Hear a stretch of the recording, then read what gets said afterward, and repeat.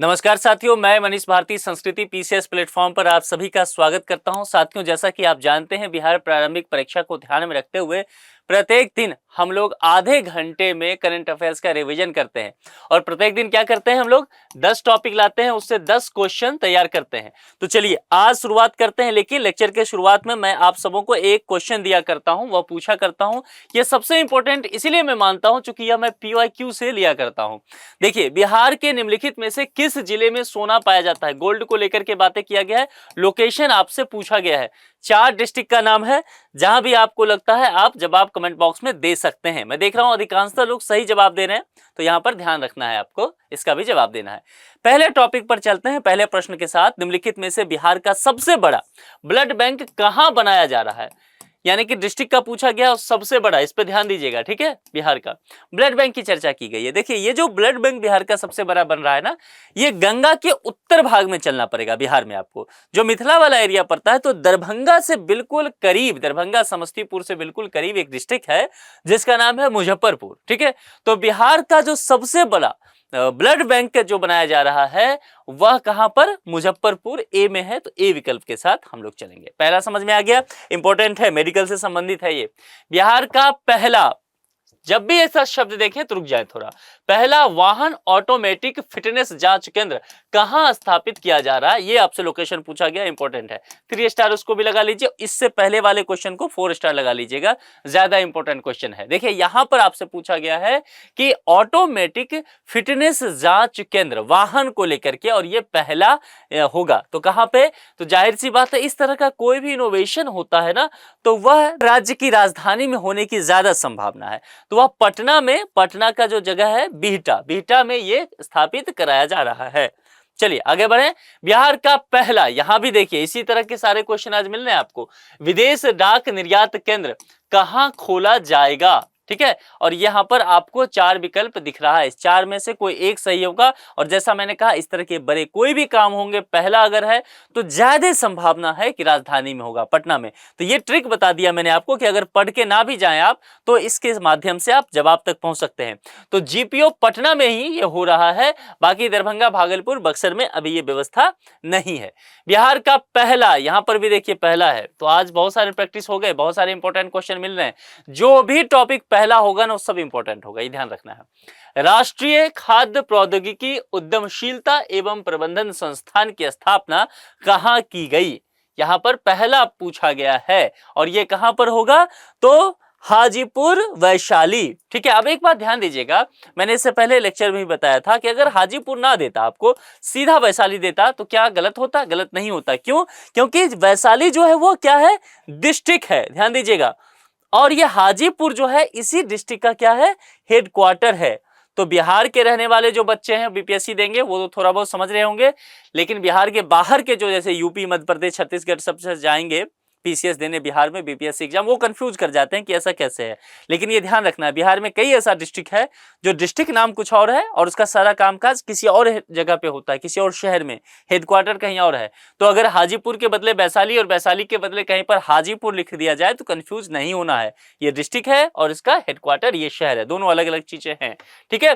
तो ये बात ध्यान में रखना है। बिहार में किस स्थान पर पहला, देखिए यहां पर भी पहला आ गया, जैविक खेती मॉडल प्रशिक्षण केंद्र बनाया जाएगा, और आपसे यहां भी लोकेशन ही पूछा गया है, ठीक है। तो यहां पर जो है फतुहा को लेकर के हम चर्चा करेंगे। फतुहा जो है राज्य का पहला जैविक खाद्य मॉडल प्रशिक्षण केंद्र के रूप में विकसित किया जा रहा है, 5वें के ए विकल्प के साथ। अच्छा, यहां पर बताइएगा आप मुझे, फतुहा किस डिस्ट्रिक्ट में पड़ता है? जगह तो मैंने बता दिया। आप लोगों को मैं एक टास्क देता हूं कि आप मुझे बताइए कि फतुहा का डिस्ट्रिक्ट नेम क्या है। प्रधानमंत्री गति शक्ति योजना के तहत, ये ध्यान देना है, प्रधानमंत्री गति शक्ति योजना, 5 स्टार लगाइए इसको। पहले भी बताया हूं, कई बार इस पर प्रश्न मैंने बता दिया है स्टार लगा के कि इंपॉर्टेंट है, अलग से इसको नोट करके पूरी स्टडी कर लीजिए इसका। इसके तहत पूर्व मध्य रेलवे का पहला गति शक्ति कार्गो टर्मिनल कहां शुरू किया गया? इसमें जितने भी क्वेश्चन में जो पॉइंट है ना, वो सब भी इंपॉर्टेंट है। बाकी तो जवाब है वो तो हम देख ही लेंगे, लेकिन जो इंपॉर्टेंट चीज है ये अपने आप में ही इंपॉर्टेंट है। इसके अलावा पूर्व मध्य रेलवे का पहला गति शक्ति कार्गो टर्मिनल जो है वह भी इंपॉर्टेंट है, तो यह भी आपको पढ़ते हुए चलना है। अब यहां पर देखेंगे पूछा गया है प्रधानमंत्री गति शक्ति योजना के तहत पूर्व मध्य रेलवे का पहला गति शक्ति कार्गो टर्मिनल कहां शुरू किया गया है? बरौनी का नाम सुने हैं आप?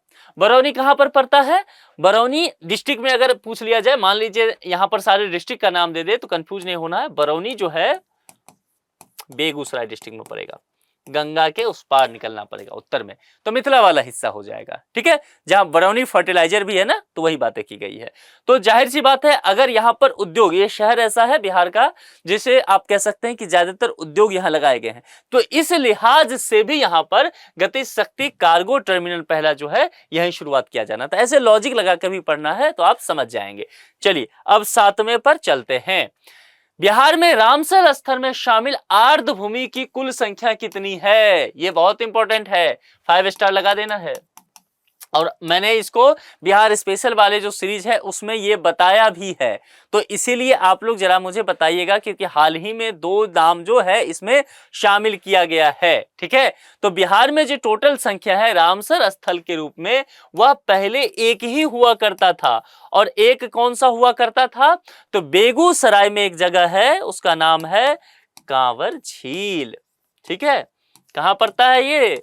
बेगूसराय डिस्ट्रिक्ट में। ध्यान रखना है, मैं फिर से बता देता हूं, इस प्रश्न की पूछे जाने की संभावना बहुत अधिक है। आप यूं समझ लीजिए कि 99% चांसेस हैं कि यह प्रश्न आपको आएगा। ठीक है, जैसे भी आए घुमा फिरा के, तो इसीलिए थोड़ा रुक के बता दे रहा हूं। तो पहला तो समझ लीजिए रामसर स्थल जो है यह पहले एक ही था। बिहार के हिसाब से देखेंगे, आर्द्र भूमि के हिसाब से, तो पहले एक था कांवर झील जो कि बेगूसराय में स्थित है, यही था। लेकिन फिर क्या हुआ कि 2 और को शामिल कर दिया गया, तो 1 और 2 टोटल कितने अब आंकड़ा पहुंच चुका है? 3 तक। तो अब जो ये 3 तक आंकड़ा पहुंचा है, तो ध्यान देना है, पहला बेगूसराय डिस्ट्रिक्ट में हुआ और दूसरा जो हुआ है वह किस डिस्ट्रिक्ट में? दूसरा और तीसरा मजे की बात है, ये दोनों ही एक ही डिस्ट्रिक्ट में हो गया है, जमुई जिसका नाम है। यानी कि पहला बेगूसराय, पहला रामसर स्थल, और दूसरा तीसरा दोनों ही जमुई में। जमुई में भी आसपास में जमुई का नागी पक्षी अभ्यारण्य आपने सुना है? नागी, और नागी क्या है? एक पक्षी अभ्यारण्य है, यह ध्यान रखना है आपको। तो नागी पक्षी अभ्यारण्य, और नागी के बगल में ही, मेरे ख्याल से जो लोग जम्मू के होंगे बताएंगे, लेकिन बहुत कम ही डिस्टेंस है, कुछ ही किलोमीटर का डिस्टेंस है, 10 किलोमीटर 15 किलोमीटर के आसपास होगा, या इससे भी कम हो सकता है। नो नागी है, और नागी के बगल में ही एक है नकटी। ठीक है, और नकटी भी क्या है? ध्यान रखना है, पक्षी अभ्यारण्य है। तो 3 ये, इसीलिए रुक के मैंने बताया है, फिर से बता देता हूं। पहले कांवर झील ही हुआ करता था बेगूसराय का, यह भी पक्षियों के लिए बहुत प्रसिद्ध है। उसके बाद 2 शामिल किया गया इसी वर्ष, दोनों ही जमुई डिस्ट्रिक्ट से, एक नागी दूसरा नकटी, दोनों ही पक्षी अभ्यारण्य है। इतना पढ़ लेना है, इतना ही में से प्रश्न आ जाएगा। ठीक है, तो ये आगे बढ़ जाते हैं। अब जान गए आप, जाति आधारित गणना के अनुसार बिहार की कुल जनसंख्या कितनी हो गई है? ध्यान देना है, ध्यान देना है। पूछा क्या गया है? जाति आधारित जनगणना। ये जनसंख्या क्या जो जनगणना होता है भारत का, वो नहीं पूछा गया है। ये कास्ट सर्वे जो हुआ है बिहार में, वह पूछा गया है। इसलिए प्रश्न पर ध्यान देना है ढंग से। मैं बार बार कहता हूं कि प्रश्न के साथ सही से जाइएगा, नहीं तो गलत कर लेंगे आप।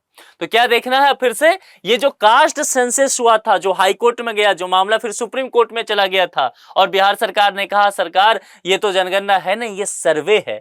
कास्ट सर्वे का जो नाम दिया गया, केंद्र से लेकर के जो इस पर बिहार सरकार का विवाद रहा, ये वो मुद्दा है। मामला समझ में आया? ये जनगणना वाला सेंसस वाला नहीं है जो हर 10 साल में होता है देश में।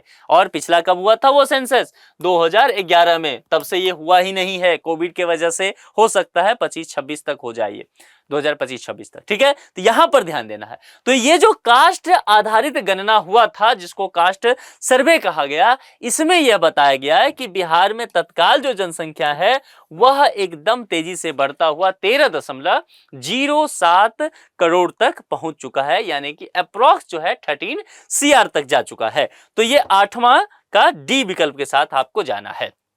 9वें पर चलिएगा।